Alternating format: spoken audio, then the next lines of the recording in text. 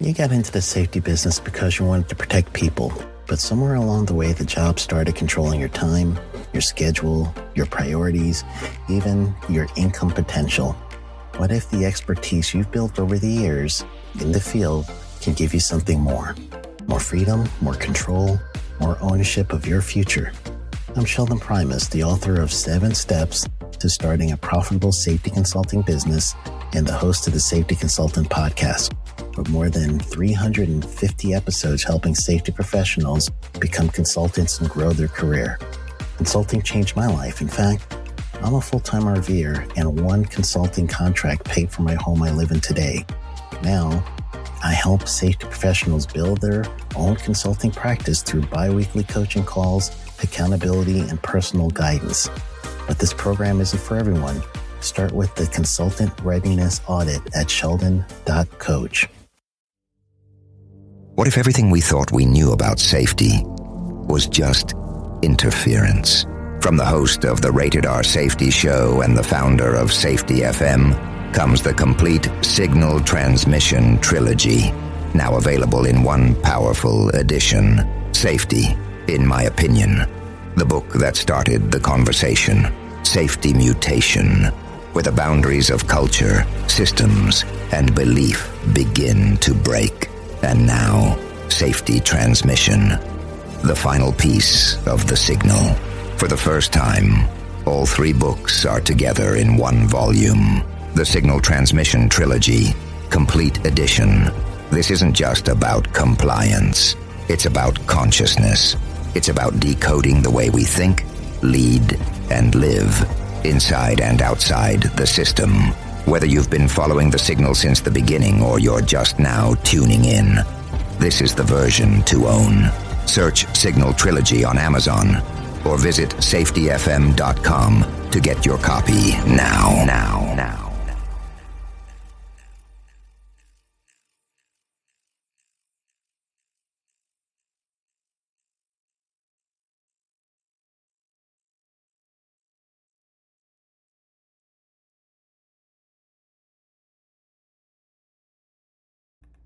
Hi, this is Jim from Safety Wars. Before we start the program, I want to make sure everyone understands that we often talk about OSHA and EPA citations, along with some other regulatory actions from other agencies, legal cases, and criminal activity. Everyone is innocent until proven guilty in a court of law. Proposed fines are exactly that, and they are often litigated, reduced, or vacated. We use available public records, news accounts, and press releases. We cannot warranty or guarantee the details of any of the stories we share, since we are not directly involved with these stories, at least not most of the time. Enjoy the show. This show is brought to you by Safety FM.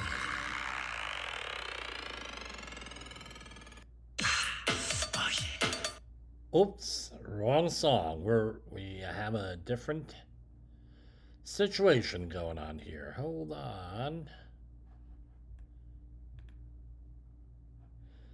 I'm going to run into an issue here.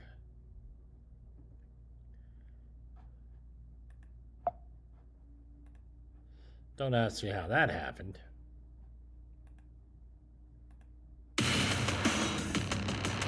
From the border of liberty and prosperity.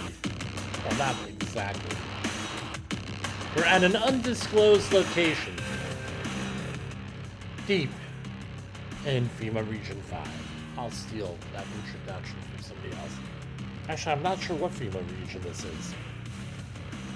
How's everybody doing out there today?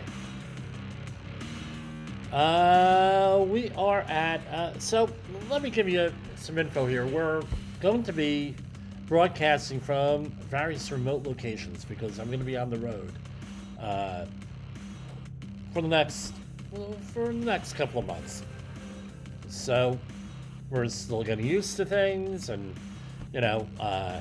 not very easy to carry all the broadcast stuff along with us. So we're going to do the best we can here, and bear with us while we move into this next phase of Safety Wars. Been a couple of days, finishing off one project, and we're starting new projects. So I had lunch with someone very special today. I want to do a shout out to him. And, a lot of encouragement, a lot of conversations and everything else. This person is an author, a recent author. And we're going to be promoting his book once I read it. Right? And if you are a listener to Safety FM, then you will be able to, you know who I'm talking about. So, anyway, you'll be hearing more about it in the next couple of days.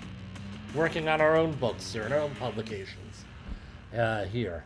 Anyway, it's here. It's Monday, April 14th. Tomorrow, I'm sure I'm going to be talking about tax day in the Titanic. Right, so tomorrow, April 15th, is the anniversary of the Titanic sinking. And I remember it was like one of my first disaster movies back in, had to be in the 1970s. I watched it with my parents and my father, explaining the importance of, not importance so much, the significance of that whole event on American history, on maritime history. So I'll be sharing some of my thoughts on that. So we're going to do something a little bit controversial here. I had to do something a little bit, they say never trick your audience, right? And I always say, well, we're not here to trick the audience. What we are here for is to inform. We're here to educate. We're here to give you stuff that you don't see anywhere else out here. And, before everybody starts calling me, let me turn everything off here, because I see that happening once I start here. Oh, Jim, blah, blah. You know how it goes.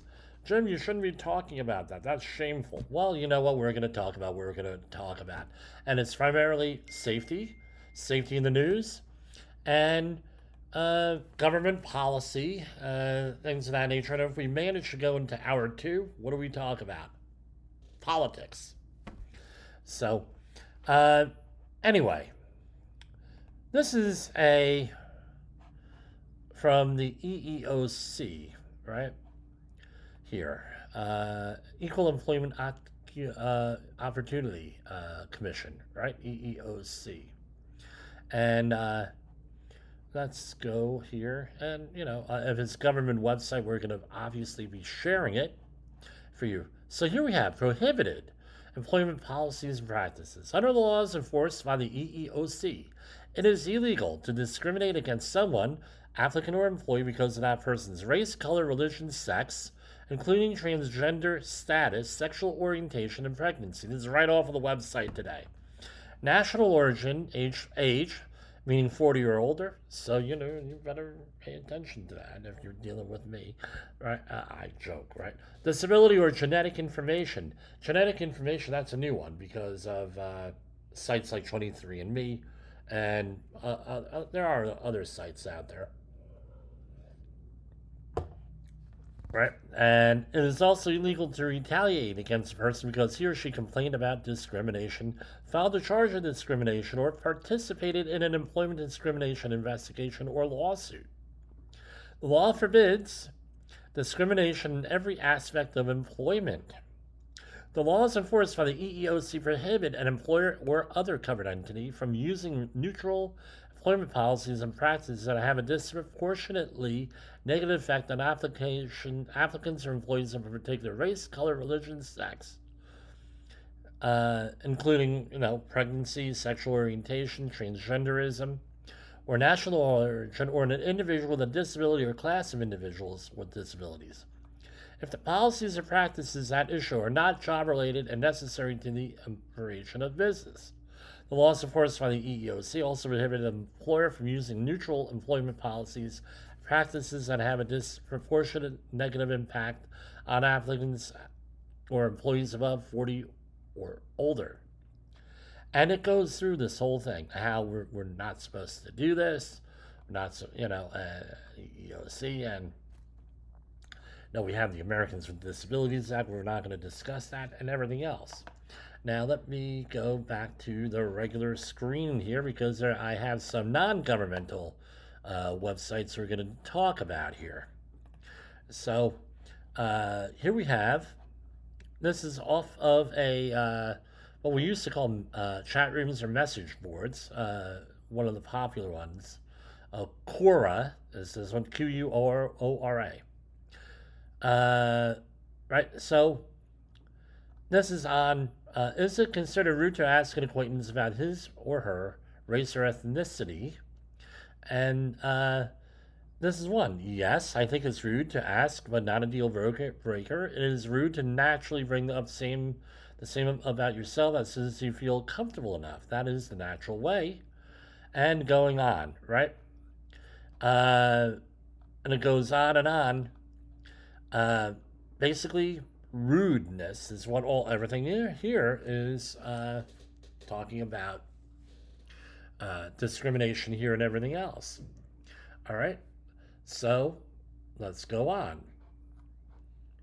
And so about 2.5 million Americans will be receiving an application in the mail, and this is what it is. All right, so, okay.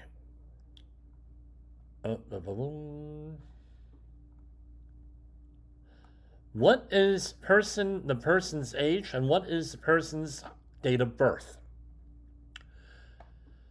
Is the person Hispanic, Latino, or Spanish origin? What is the person's race? Are they white? Are they black or African American? Are they American Indian or Alaska Native? Are they Chinese? Are they Filipino? Are they Asian Indian? Are they Vietnamese, Korean, Japanese, Native Hawaiian, Samoan, Chamorro? I'm not sure what that is, and I apologize to anybody who fits that ethnic group there. I don't know what that is. Other Pacific Islander, for example, Tongan, Fijian, Marshallese, etc. Other Asian, like Pakistani, Cambodian, Hmong, etc. Or some other race. All right. So now, if there's two people, right, on this questionnaire, how is the person related to person number one? Opposite sex, husband, wife, or spouse. Opposite sex, unmarried partner. Same sex, husband, wife, or spouse. Same sex, unmarried partner. Biological son or daughter. Adopted son or daughter. Stepson or stepdaughter. Brother or sister. Father or mother. Grandchild. Parent-in-law. Son-in-law or daughter-in-law. Other relative. Roommate or housemate. Foster child. Other non-relative. What is person number two's sex? Male or female? And then, where are the national origin? All the things we just talked about here for person number one. They have a section for person number three. Same types of questions.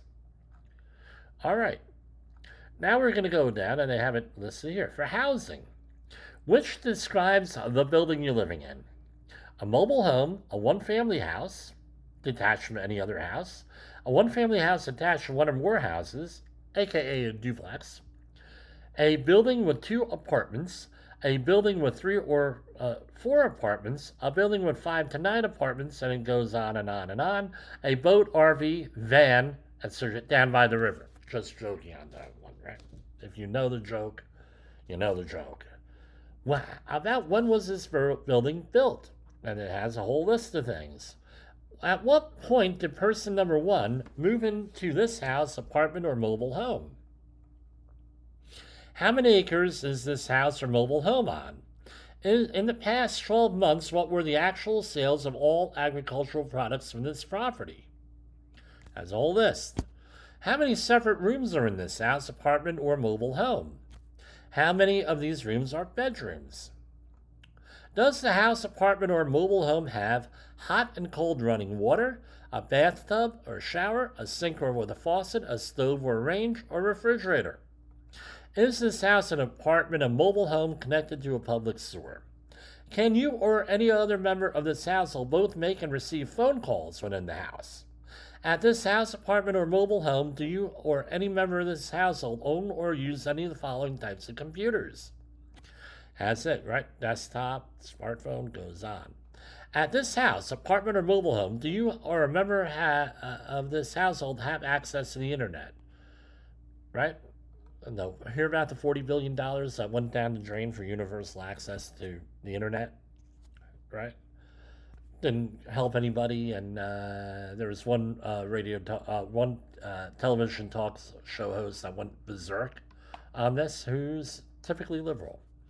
Do you have any member of this household have access to internet using, and it has a whole list. How many automobiles, vans, and trucks of 1 ton capacity or less are kept at home for use by members of this household?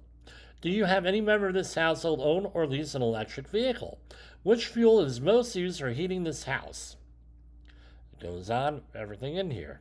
Housing. Does this house, apartment, or mobile home use solar panels? What was the cost of electricity for this house? And it has a whole bunch of things on gas, right? Meaning home heating, gas, natural gas sort of thing. Cost of water and sewer. What was the cost of oil, coal, kerosene, wood for this house, apartment, or mobile home? Did you get benefits in the SNAP program, Supplemental Nutrition Assistance Program? Is this house, apartment, or mobile home part of a homeowners association or a condo association? Is this house, apartment, or mobile home, right? What is the monthly rent for this house? Does the monthly rent include any meals? How much do you think this house, lot, an apartment, or mobile home and lot of home would sell if it were for sale? What are the annual real estate taxes on this property? What is the annual payment for fire, hazard, or flood insurance on this property? Mortgage, right? Ask about mortgage payments, right? Does a regular monthly mortgage payment include payments for real estate taxes? Does a regular monthly mortgage payment include payments for fire, hazard, or flood insurance? Do you have any, right? Now, I'm going to tell you from our conversations with Dawn Becker, a lot of people don't even know what they're covered for. They have no freaking clue, right? What they're doing. That's not her words, those are my words. She's very polite, very nice, right? But they don't know what the hell's going on, a lot of people. Do you I'm going through a situation with my HOA, right, with this. Do you or any member of this household have a second mortgage? And it goes on with all that stuff. Person number 1. Please copy the name of person 1 from page 2. Where was this person born? Is this person a citizen? When did this person come to live in the United States? Did this person go to college in the last 3 months? And what grade or level was this person attending? What is the highest level of school or degree this person has completed? What kind of degree? What is the person's ancestry or ethnic origin? We already answered that question. Does the person speak a language other than English? How well does this person speak English? Did the person live in this house or apartment 1 year ago? Where did this person live 1 year ago? What was the address, the city, and the town, and where are they from? Is this person currently covered by any of the following types of health insurance? Again, this is another question a lot of Americans cannot answer. All right. And then it asks you all about the premium for the plan. No, is the person deaf, hard of hearing, blind? Does the person have a physical, mental, or emotional condition? Does this person have a serious difficulty concentrating, remembering, or making decisions? Does this person have serious difficulty walking or climbing stairs? Does this person have a difficulty dressing and bathing? So if you ever had a family member who has health issues, you'll understand where they are coming from with that question on that. All right, so we're going through this again. Because of a physical, mental, or emotional condition, does this person have difficulty doing errands, Doing errands alone, such as visiting a doctor's office or shopping. What is the person's marital status? Married? Now married? Widowed? Divorced? Separated? Never married? In the past 12 months, did this person get married, widowed, or divorced? How many times has this person been married? In what year did this person last get married? In the past 12 months, has this person given birth to any children? Does this person have does this person have any of his or her own grandchildren under the age of 18 living in this house? Is this grandparent currently responsible for most of the basic needs of any grandchildren under the age of 18? How long has this grandparent been doing this? Has this person ever served on active duty in the Armed Forces, Reserves, or National Guard? Never served in the military, only on active duty, now on active duty in the past, but not now. When did this person serve on active duty in the U.S. Armed Forces? And it gives you a list of dates. Oh, it goes on and on, folks. Last week, did this person work for pay or pay at a job?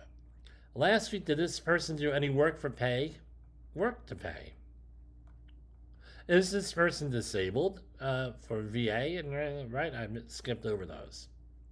At what location did this person work last week? And he needs the address, the city and town. How did that person get to work? How many people, including this person, usually work on the car, truck, or van last week? Road, not work, road to work. How many times did this person's trip to work usually begin? Hour, minute, right? AM or PM. How many minutes did it usually take this person to get from home work last week? Is this person unemployed? Are they looking for, no, it goes on and on. What kind of employer do you have? What's your income? And there's about a boatload of questions on income here, right? And then you mail it in. So, my question to you is this. If we started out, this shit's either illegal or socially unacceptable to ask, right? You're not supposed to use any of this information as you, the average person, and making any decisions. And by the way, I think that's correct, right? If we don't like it in polite society and in employment to ask these questions, why the bleep are we letting the U.S. Census ask these questions? Fair question. Why is that okay? And that's got to be now you're going to say, well, Jim, you're talking about U.S. Census. Isn't that once every 10 years? No, what I just read to you is the American Community Survey that's filled out like every 2 years or every year or something like that. I'm told, I've been researching this for 2 weeks now. It's just I got to concentrate on what I'm doing here. Why are we okay with this? Right? There's like 140 surveys that they do. What's the purpose? Why are we okay with this? We're supposed to be an inclusive society here. And as Morgan Freeman correctly pointed out, right, and several years ago, why do we keep on talking about this crap that divides us? Are we Americans? Are we human beings?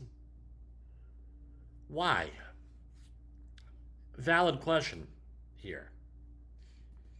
And I know that there's a lot of people out there who are very PO'd that they received this survey. And it's supposed to be random. It's supposed to be like a 1 in 450 chance that you get this survey, sort of this. And they get angry. And so what do? Right? They don't answer the questions. with me. 1 year I lost the survey, I'll be honest with that, right? With my lifestyle, which everybody points out is crazy. And they followed it up with a phone call. Mr. Polsel, got to answer this. Well, okay, great. I answered it. Then what happened? Because this is like 50 questions. They say, well, it's only going to take a half an hour, 45 minutes. It took me like 2.5 hours, and I had to send this on over to my secretary, Tracy, because it was a business-oriented survey, to get numbers, right, for this. I had this survey, and they also had one for businesses, right? I can see what the business one, right, being because they have a business license and there's certain requirements. Fine. Right? So, oh yeah, it's going to take a half an hour, 40. It takes hours to fill this out. And with the high illiteracy rates that we have here in this country, that's maybe another issue. Now the question is this: I'm not saying, and I would never, ever say do anything illegal. I think everybody knows that about me here, my regular listeners. We do not do or advocate doing anything illegal. If you do not fill this out and send it in when you're supposed to, that is a federal offense. Civil offense. Do they enforce it? Not really. Well, what happens if I don't answer? We have that answer too here. So, what's the whole history behind this thing? So what's the whole history behind the U.S. Census? And we have that right here. Hold on.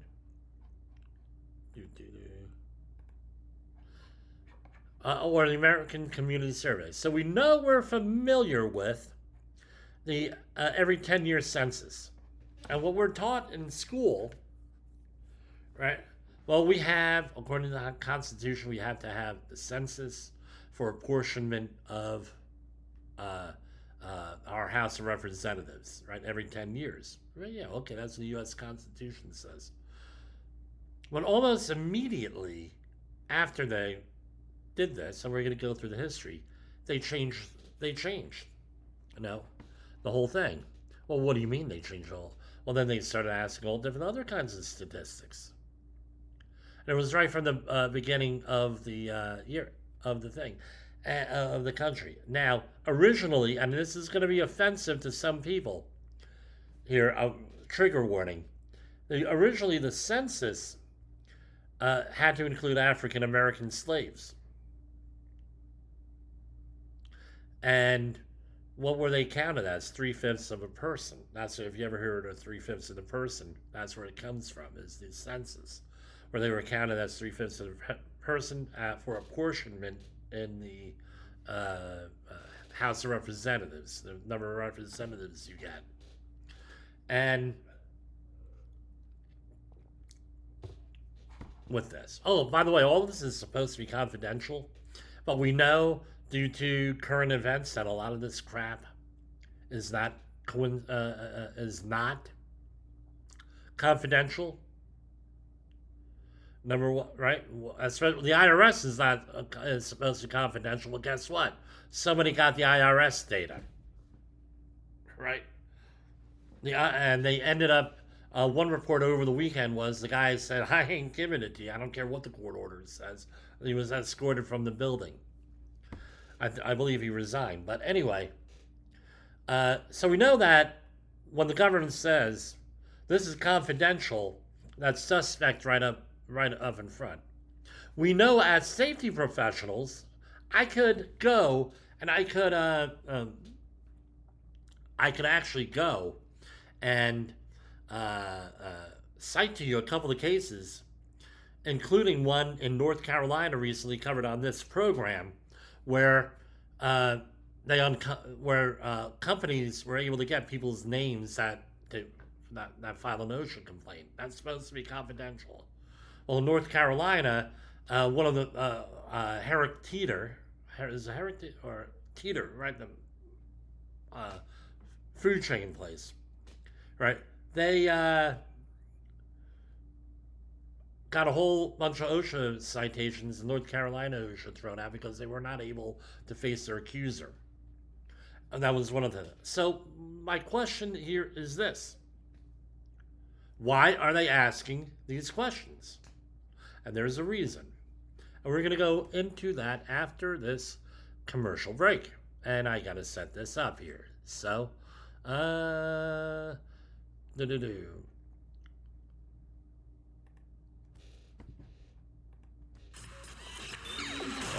wrong one here.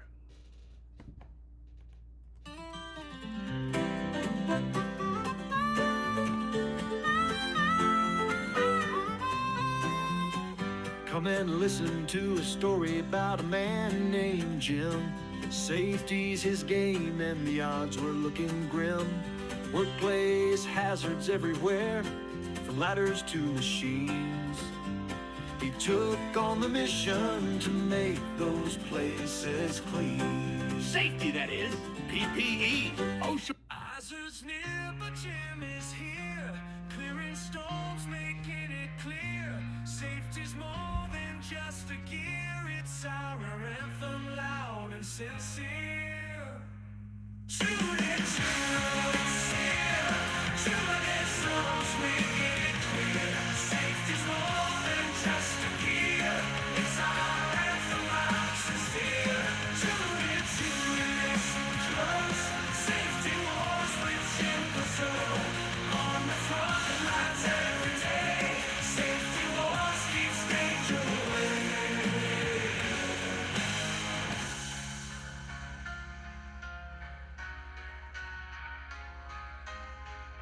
This is gonna blow your mind. There's a new daytime talk show on your local cable access station.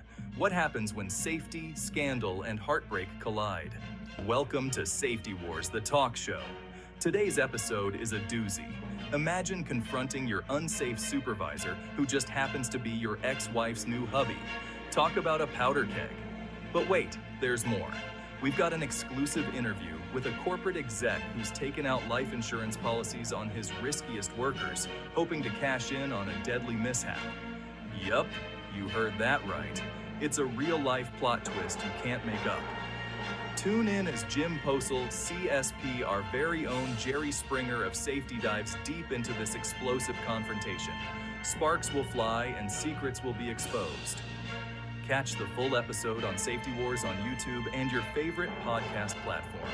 Don't miss out on the drama that could save your life. Like and share now, and stay safe, folks. Okay, so here we go. We are back here with this is the informational guide on the American Community Survey. No, we're not going to read all of it. So every 10 years since 1790, Congress has authorized the government to conduct a national census of the U.S. population. Right? So James Madison ensured that the Constitution gave Congress the authority to collect additional information beyond the population count in order to enable future legislators to adapt to public measures, to particular circumstances of the community. In the 20th century, the questions were divided into a short and long form. Only a subset of the population was required to answer the long form questions.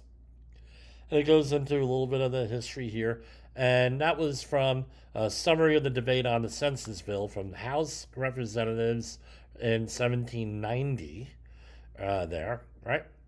Important, right? Most people probably never think about how local planners know where to target new development or where businesses get the data they need to plan for expansion. So what this is, I'm going to summarize this. We're trying to have data-driven decisions by the government, right? So data-driven decisions. My question is this. I'm from New Jersey. I'm from Rockland County, New York. All right? When has personal gain of some sort not entered into the picture?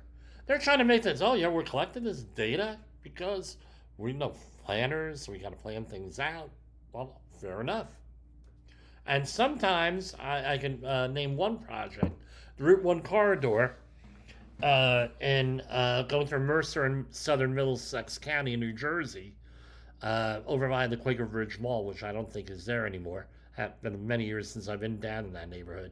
Up to Route 287 Edison. Now, you did use this data for this, right? I remember at the time, I'll give him a shout out, Bruce Henderson, one of the former owners of Hastech. We had a conversation at the time. We were driving that road all the time, and yeah, they actually did use that. It took like 15 years of planning to do that.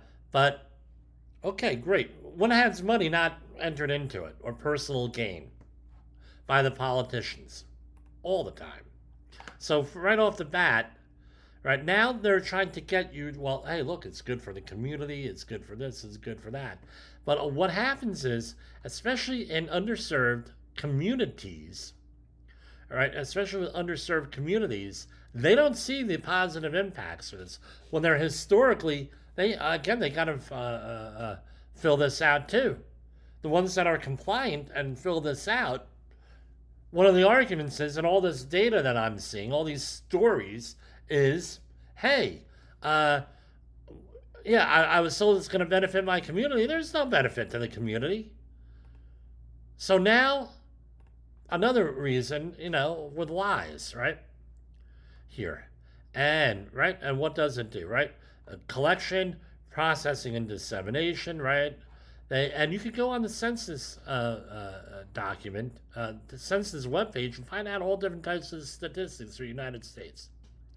So federal agencies, throughout the federal government, agencies use the American Community Survey, ACS, to inform public policymakers to distribute funds and access programs. For example, the Department of Justice, Department of Labor, and EEOC use ACS estimates to enforce employment and anti-discrimination laws. The U.S. Department of Veterans Affairs uses ACS estimates to evaluate the need for health care. Now, let me point this out. All this has gone pretty much out the window recently, right, with the cuts, right? State and local agencies, same deal. We want to know about citizens, educational attainment, and everything else. Non-governmental organizations here, where they actually go out there, they use this stuff for this. Emergency planners use ACS estimates to find local statistics critical to emergency planning, preparedness, and recovery efforts. And they talk about severe weather, natural disasters. So we know on this show, we talked about how, with the LA fires, perfect example, the LA fires, way under planned for. All this data that's out there, do planners, like at the LA Fire Commission, actually read this crap? Read this stuff? Doesn't look like it. At all. Come on, guys. So this data's out there. Go on for some more. ACS estimates are available for tribal planners and administrators. For businesses, right? Well, it helps them make strategic decisions, like where to put the next Starbucks, right? And other community services. Educators. To talk about, again, the data sets are good. I know people are using data sets in the statistics community. So, okay. Journalists. We've used them before on here. Most recently, last year, we were talking about demography. The public, just general public, and everything else. Right? How is it selected? 1 in 480 chance of being selected in a month, and no addresses should be selected more than once every 5 years. Right? So in other words, they'll really piss people off. Census Bureau mails questionnaires to 295,000 addresses a month across the United States. Right, so they do a small statistical sampling. They may follow up with personal visits, telephone calls. I got one of them. And here he goes. The current, in 1954, Congress codified earlier census acts and other statutes authorizing the decennial every 10-year census. For the first Census Act, Congress sought the collection of more information than just a head count. Ooh. Right, well, the current legal authority for collecting this information resides in Title 13 of the U.S. Code, or the Census Act. The U.S. Census Act provides the Census Bureau the legal authority to conduct the decennial census and delegates broad discretionary authority to the Secretary of Commerce, right, run out of the Commerce Department, for the manner determining the of conducting the census. Courts routinely have upheld the constitutionality of collecting census data, characterizing it as unquestionable. The power of Congress require both enumeration and collection of statistics. Courts have held that the Constitution, including the Fourth and Fifth Amendments, does not prohibit the gathering of other statistics in accordance. Right. Again, here are some other questions. Do I have to respond to it? Yes. Right? So, just like you're required to respond to jury duty, okay, that's equivalent, right? You got to go to jury duty. Get a driver's license order to drive, that's a privilege, that's not a right. Pay for their taxes, tomorrow's April 15th, guys. Report their income, they also have an obligation to respond to census surveys. Someone came to my home to interview for the ACS. Is a legitimate, you got to double check whether these people are, right? Right, here you go. What if I don't know about the exact answer? Well, if no one in your household knows the answer to a question, the information cannot be referenced in a bill or other document, please give your best estimate. I'm concerned about identity theft. I just commented on that. Computer security is an oxymoron. Just to let you know. No such thing. Especially when they kick in with quantum computers in a couple of years. All this data is going to be open source. Doesn't the government already have the information? The answer is yes, but it's not statistically collected, and, things like that. Remember, how many people lie on their taxes? A lot. We don't. I told my accountant everything is to be 100% correct on there. I don't want to have problems, right? Census Bureau is conducting research exploring the use of information, right, and from other data sets from other agencies, right? And why do they ask for name and phone number? Again, and this is a filler, right? And they release data all over that, right? So, with that other information. So now, you're right, we've been collecting this stuff for many, many, many, many years. Now, let's, with that. So what am I saying? My opinion, right, I'm going to give you my opinion. My opinion is that a little bit too intrusive, and there's data, especially with the racial makeup of people, not really, I don't like it, just to say the least, with that. All right, so set on out with this. All right.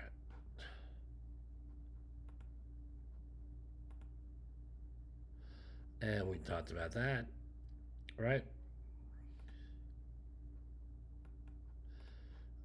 So there are all different kinds of censuses here. So what if people don't, with the housing questions, what do? They use, or any questions really, they have other ways of getting the information. Some proxy, my favorite one is proxy responses. If high-quality administrative records aren't available for an address after initial visit, census takers continue to visit the address. They still can't get a response after 3 visits, and they try to get information about the address from a neighbor. So now they're encouraging spying on your neighbor. Great, Landlord or building manager. We refer to these as proxy responses. We also rely on these types of proxies to help us verify housing units that appear vacant or cannot be located. Right, so I was living next to an abandoned house. Census guy came over. I said, hey, Mr. Posel, blah, blah, blah. I said, look, it's an abandoned house. You don't have any other information? I have no idea what's going on down there. How many rooms? I have no idea. It's gutted. Been gutted for 20 years. Whatever. Not gutted anymore, but, the outside was well maintained, so there's, what can you say? Right? Imputation. As a last resort, we use a statistical technique called imputation to fill the gaps in the data set. Makes an overall data set of census, in this case, more accurate than leaving the gaps blank. This has been very controversial with the every 10-year census, where they wanted to use analogs with that. And it goes into everything else with this. So this is from the Cato Institute, right, from May 21st, 2012, when they changed the policy with this here. Right? So, and since 2005, this is an article from Andrew Coulson. Since 2005, the Census Bureau has administered a set of probing questions into a large random sample of Americans each year. It's called the American Community Survey. Participation is mandatory, and the penalty for failing to apply is up to $5,000, which there's no records of anybody actually getting fined that.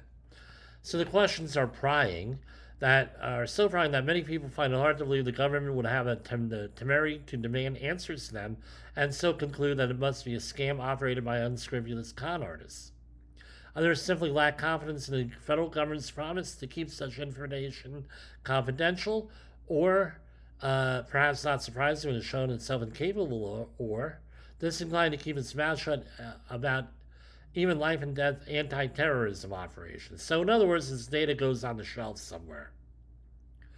And now there's been several attempts to revise this, most notably by Senator Rand Paul, with that. By the way, just to let you know, I worked in politics with his father on a couple of campaigns, right, Ron Paul, for complete disclosure. And here, Americans rightly expect to live their lives with a reasonable level of privacy. The Fourth Amendment to the Constitution protects them from government searches unless there's some compelling reason for them, but the reasons for making the ACS mandatory are not all compelling, to him at least. Medical and social science researchers manage to deal with their inability to forcibly assign subjects to treatment and control groups. Political pollsters manage to reduce reasonable forecasts without being able to compel citizens to reveal how they will vote. And even when government is in possession of all necessary relevant data, it quite frequently makes, quote, idiotic, end quote, decisions anyway. So it isn't even clear that these ACS data would necessarily lead to more effective government programs. Right? Here we have another one. This is from the Pacific Legal Foundation. The Hill. What the government gets to know about you should be your choice. This is a article by Adi Nadir. My apologies. Adi Dinar, June 27th of 2022.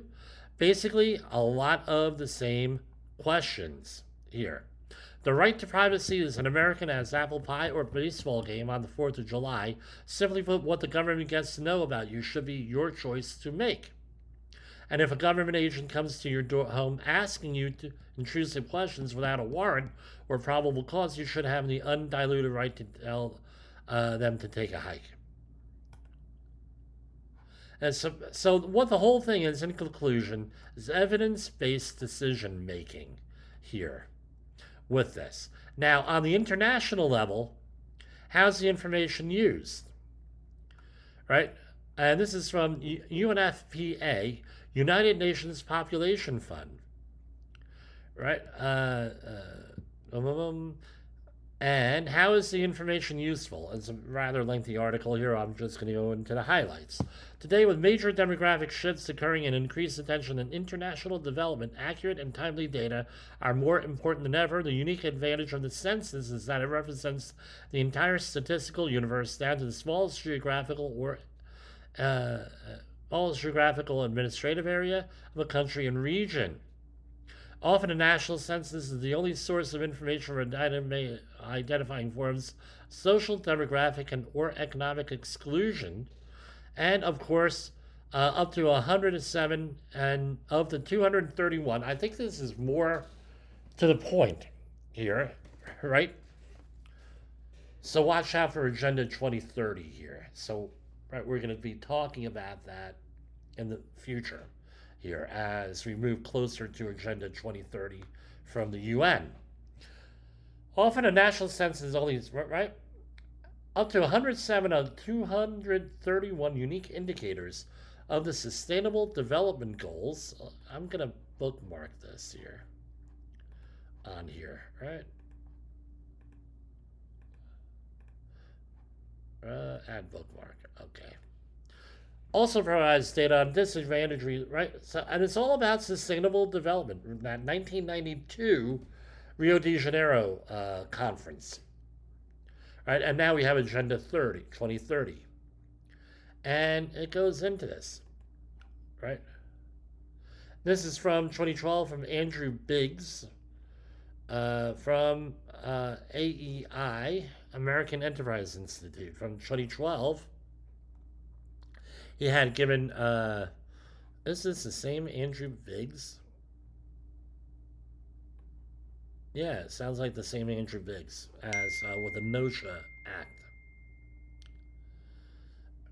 which we discussed here. He says the mandatory, amazing that a man would be anti-OSHA would also be for this, right? Right?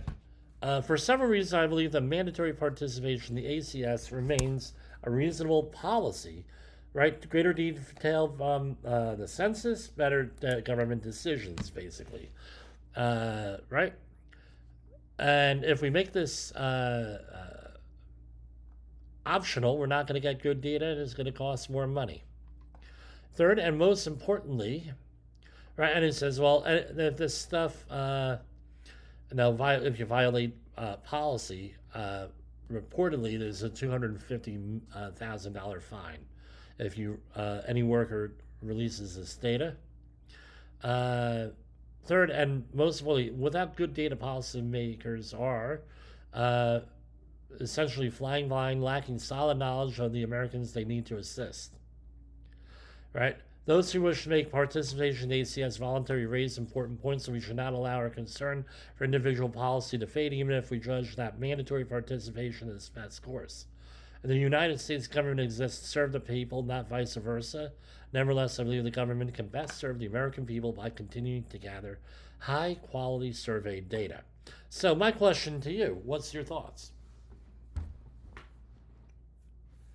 Right? In the safety industry, we have a couple of points. Number one is this. If you measure it, it can be manipulated. So how reliable is this data? I think the data is probably pretty reliable. But how many times does someone ask you a survey and say, well, what's your income? And your income, and you say an income 4 times higher than what you have on there. How are they going to double check that? Well, you're lying. Well, I don't know. I just closed a business deal today. No, maybe it is $400,000 a year. How do I know? Well, what was last year's income? Well, it's not official income for another 3 years, according to my information, because you got 3 years to file a tax return. Sort of. I'm not saying don't file a tax return. I'm just saying it can't be finalized until 3 years afterwards. So I don't know what to tell you folks here. Obey the law. Obviously, that's what I'm going to tell you, number one. Number two, I think there are these questions on race, sexuality, things of that nature should not even be asked. This is, right, we fought a civil war here. Why are we doing this? Someone said, well, we got to divvy up government funds and blah, blah. Okay, I get it. I get it. Here. Now, I have an uneasiness with these things. What do we do? My question is this. You go down to your local town hall, or planning board, and they start talking about, or zoning board, all this crap. Ask the question, did you use census data to collect this data, or what were you? We're supposed to be doing data-driven decisions in this town. That's what we're always talking about, data. Where did you get your data from? I have a feeling that most towns are not even going to ask. Sort of like when you ask about fire control in the town. Right? People were laughing last year or 2 years ago when I cleared around all the trees around from my house. Little did they know, the next year we had a drought and there was a forest fire. I wasn't too worried. Concerned, obviously, wasn't too worried because I don't have any trees next to the house. Right? I plan things out. What does that have to do? Well, in your town, check out the wooded areas. Do they do any cleaning on that? Clearing? Because we know that these organizations have a history of not doing stuff like that. Okay. I'm going to end this early here. We're at 53 minutes, and I will see you folks, God willing, tomorrow. I'm going to try to have more programs, and when I get back to the studio, I get back to the studio with this. For Safety Wars is Jim Polzel, and good luck. Have a nice, safe day. The views and opinions expressed on this podcast are those of the host and its guest and do not necessarily reflect the official policy or position of the company. Examples of analysis discussed within this podcast are only examples. They should not be utilized in the real world as the only solution available, as they are based only on very limited and dated open source information. Assumptions made within this analysis are not reflective of the position of the company. No part of this podcast may be reproduced, stored in a retrieval system, or transmitted in any form or by any means, mechanical, electronic, recording, or otherwise, without prior written permission of the creator of the podcast, Jay Allen. You got into the safety business because you wanted to protect people, but somewhere along the way, the job started controlling your time, your schedule, your priorities, even your income potential. What if the expertise you've built over the years in the field can give you something more? More freedom, more control, more ownership of your future. I'm Sheldon Primus, the author of 7 Steps to Starting a Profitable Safety Consulting Business and the host of the Safety Consultant Podcast, with more than 350 episodes helping safety professionals become consultants and grow their career. Consulting changed my life. In fact, I'm a full-time RVer, and one consulting contract paid for my home I live in today. Now, I help safety professionals build their own consulting practice through bi-weekly coaching calls, accountability, and personal guidance. But this program isn't for everyone. Start with the Consultant Readiness Audit at sheldon.coach. What if everything we thought we knew about safety was just interference? From the host of the Rated R Safety Show and the founder of Safety FM comes the complete Signal Transmission Trilogy, now available in one powerful edition. Safety, in my opinion, the book that started the conversation. Safety Mutation, where the boundaries of culture, systems, and belief begin to break. And now, Safety Transmission, the final piece of the signal. For the first time, all 3 books are together in one volume. The Signal Transmission Trilogy, Complete Edition. This isn't just about compliance. It's about consciousness. It's about decoding the way we think, lead, and live, inside and outside the system. Whether you've been following the signal since the beginning or you're just now tuning in, this is the version to own. Search Signal Trilogy on Amazon or visit safetyfm.com to get your copy now.